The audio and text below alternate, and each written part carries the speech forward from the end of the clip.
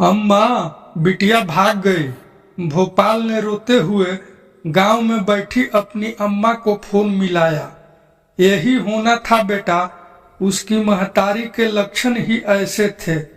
पहली दफा उसके मायके चले जाने पर उसे वापस बुलाने की गलती ना की होती तो आज यह नौबत ना आती।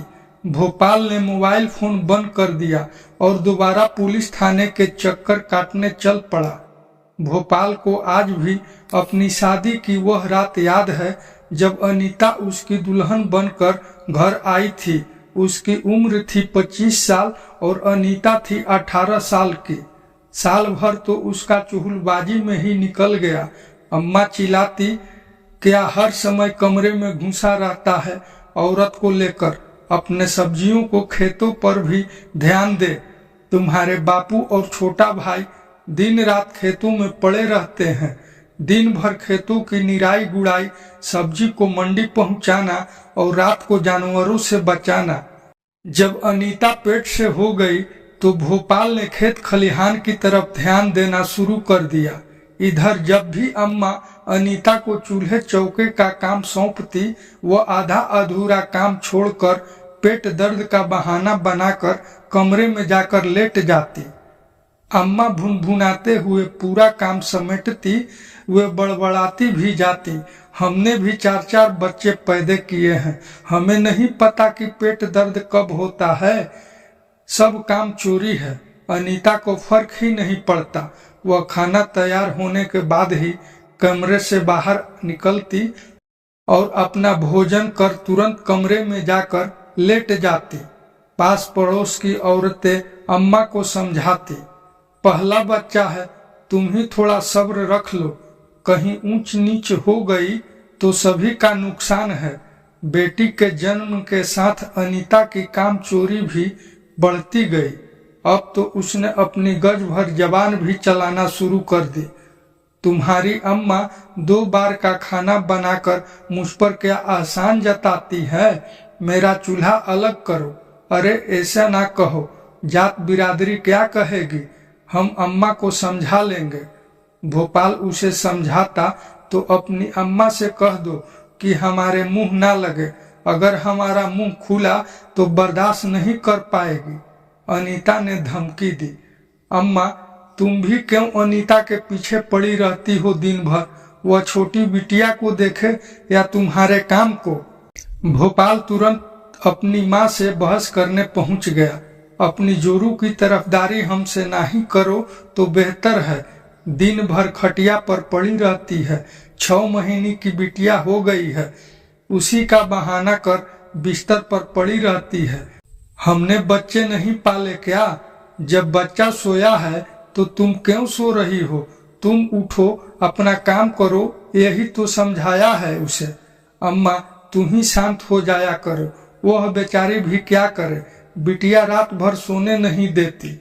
एक तुम्हारी ही औरत ने बच्चा पैदा किया है ना इस दुनिया में। इतना सुनते ही अनीता बिस्तर से कूदकर बाहर आ गई और कमर में हाथ रखकर चीखने लगी। बच्चे के संग जरा सी देर को आंख क्या लग गई, बुढ़िया को बर्दाश्त नहीं होता।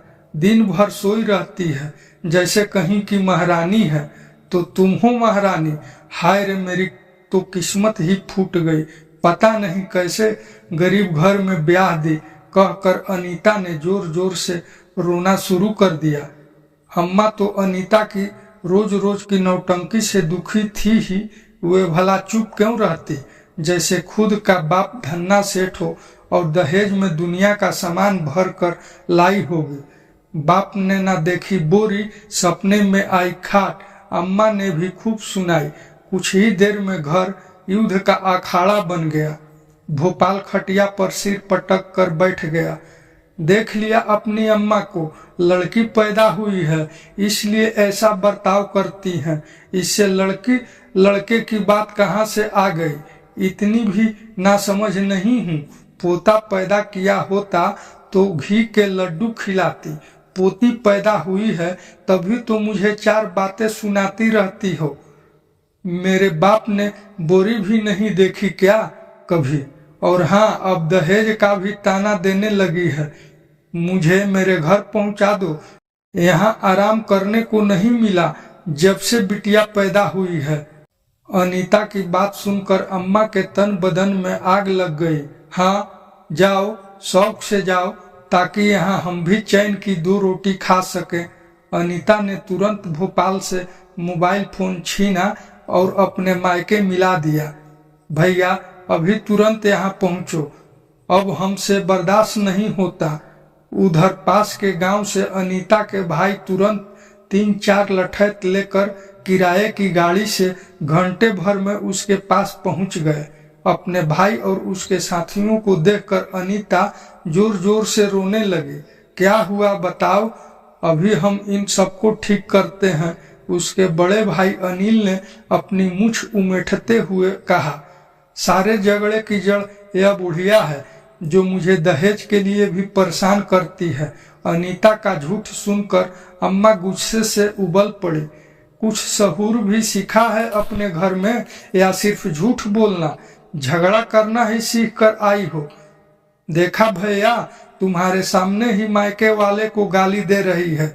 हम सब एक पल भी यहाँ नहीं रहेंगे, चलो भैया, कहकर अनीता खाट पर सोती हुई अपनी बेटी को छोड़कर अपना झोला लेकर भाई के साथ आ खड़ी हो गई। अनीता के भाई ने उससे कहा, बिटिया को उठा लाओ। अरे नहीं, पाले अपनी पोती को खुद ही, अब मैं लौटने वाली नहीं हूँ। अनीता तमक कर बोली, जाओ जाओ, तुम्हारी कोई जरूरत भी नहीं है। अम्मा भी गुस्से से बोली। भोपाल, जो कुछ देर के लिए खेतों में सिंचाई करने चला गया था, वापस घर लौटकर हैरान रह गया। अनीता दूध मुही बच्ची को छोड़कर अपने भाई के साथ गाड़ी में सवार हो गई थी। अनीता, ऐसा जुल्म ना करो, बच्ची तुम्हारे बिना कैसे रह पाएगी? भोपाल गिड़गिड़ा उठा, आज से ही हमारा चूल्हा अलग करो, वरना मैं अपने मायके जा रही हूँ। अनीता ने धमकी दी। अच्छा ठीक है, आज से ही हमारा चूल्हा अलग बनेगा। भोपाल ने समझौता कर लिया। अम्मा दरवाजा रोककर खड़ी हो गई। जा रही है तो जाने दे भोपाल, बिटिया हम पाल लेंगे, लड़कियों की कोई कमी नहीं है, दूसरी शादी करवा देंगे तुम्हारी। यह सुनकर अनिल के कान खड़े हो गए। उसने तुरंत अनीता को गाड़ी से उतारा और रास्ता रोककर खड़ी अम्मा को धक्का मारकर अलग कर दिया। अम्मा इस हमले के लिए तैयार नहीं थी। वे झटका खाकर फर्श पर गिर पड़ी। अपने को बचाने के लिए उन्होंने अपने हाथों से बचाव करना चाहा, मगर उनका हाथ पास पड़ी खटिया से टकराया और हाथ की हड्डी टूट गई। वे बिलबिला पड़े। अनीता और उसके भाइयों को कोई फर्क नहीं पड़ा। वे उसका सामान उसे पकड़ाकर वापस लौट गए और जाते हुए धमकी भी दे गए कि अगर उनकी बहन को सताया तो देख लेना क्या हाल करेंगे। उस दिन से अनीता का चूल्हा अलग हो गया। बड़ी ननद ने आकर अपनी माँ के हाथ का प्लास्टर कटने तक मायके में डेरा डाल दिया। अनीता से परिवार के सदस्यों का संपर्क कट कर रह गया। वह भोपाल पर रोब गांठती और पूरे गांव में घूम घूम कर पंचायत करती। कुछ समय के बाद उसने भोपाल से शहर में चलकर रहने की जिद पकड़ ली। वहां मुझे रोजगार क्या मिलेगा? भोपाल ने पूछा। उसकी फिक्र ना करो, मेरी मौसी की बेटी सीमा लखनऊ में रहती है। उसी के साथ लोगों के घरों के बर्तन और झाड़ू पोछा करने का काम पकड़ लूंगी। उसका आदमी पुताई का काम जानता है, तुम्हें भी अपने साथ लगा लेगा। पर यहाँ अपना काम है, भोपाल ने कहा। लेकिन 2 पैसे की बचत नहीं है। सीमा ने तो वहाँ अपना घर भी बना लिया है। भोपाल को पता था कि अनीता के मुताबिक ना चलो तो घर में रोज कलह होगी और 2 रोटी भी नसीब नहीं होगी। वह लखनऊ चला आया। लखनऊ की चकाचौंध में अनीता की आंखें चौंधिया गई। सीमा ने उसे पास के ब्यूटी पार्लर में साफ सफाई का काम दिलवा दिया। मेहंदी लगाना उसे आता ही था, इसलिए जल्द ही उसे मेहंदी लगाने के अनेक मौके मिलने लगे, जिससे उसकी ज्यादा आमदनी होने लगी। जब अनीता ने बैंक में अपना पहला खाता खोला तो घर आकर भोपाल को पासबुक दिखाकर बोली, गांव में रह कर यह खाता खोल पाते तुम? देखना जल्द ही हमारा खुद का मकान होगा। भोपाल ने कुछ नहीं कहा। वह यह सोचकर शहर चला आया था कि कुछ दिन बाद अनीता उबकर वापस लौट चलने को कहेगी, मगर अनीता तो यहीं के माहौल में रम गई। अनीता को एक कारोबारी महेंद्र नाथ के घर का खाना बनाने का भी काम मिल गया। उसकी पत्नी कैंसर की बीमारी की लास्ट स्टेज से जूझ रही थी। महेंद्र नाथ की नजर अनीता के शरीर पर टिक गई थी। उसने अपनी पत्नी की साड़ियां एक एक करके अनीता को उपहार में देनी शुरू कर दी। अनीता की नजर महेंद्र नाथ की जायदाद पर थी।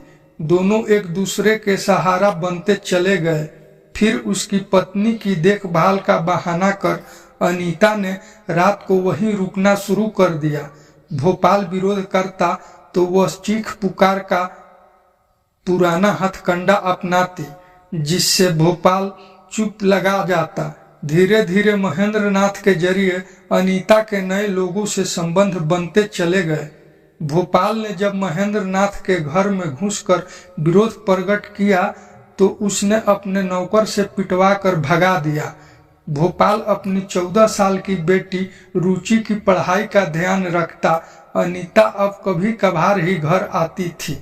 रुचि देख, मैं तेरे लिए नया मोबाइल लेकर आई हूँ, अनीता ने अपनी बेटी से कहा। अरे वाह माँ, यह तो बहुत प्यारा है, मेरी सहेलियां देखकर जल उठेंगी।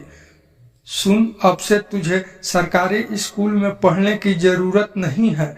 महेंद्र बाबू ने कहा है कि अपनी बेटियां यहीं ले आओ, पास के प्राइवेट स्कूल में नाम लिखवा देंगे। सच में? लेकिन पापा तुम्हारे साथ जाने नहीं देंगे। उसके साथ रहोगी तो ऐसी घटिया कमरे में चूल्हा चौका समेट पड़ी रहोगी। वहां चलो। उधर महेंद्र बाबू की पत्नी भी पिछले महीने ही चल बसी है।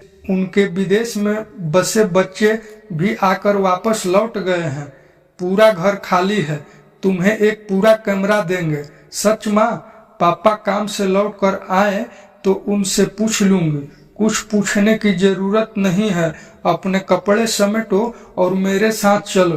कमरे में ताला डाल दो और चाबी पड़ोसी को दे दो। तुम्हें आज स्कूटी से लेकर जाऊंगी। मुझे अब अच्छे से चलानी आ गई है। पता है, ये अभी महेंद्र बाबू की है। उन्होंने कहा कि अभी पुरानी स्कूटी से चलाना सीख लो, फिर नई खरीद लेना।